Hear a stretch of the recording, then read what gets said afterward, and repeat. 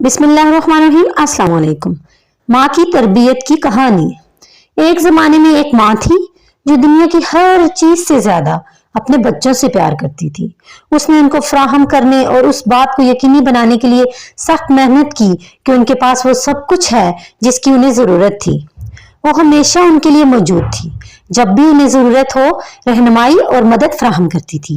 एक दिन उसके बच्चे बड़े हुए और अपने खानदान को शुरू करने के लिए वहां से चले गए। माँ ने खुद को बहुत तन्हा महसूस किया, उन्हें बहुत याद किया। ताहम उसे जल्द ही एहसास हो गया कि उसने अपने बच्चों में जो मोहब्बत और इकदार डाली है वो उनके और उनके खानदान के जरिए जिंदा रहेंगी।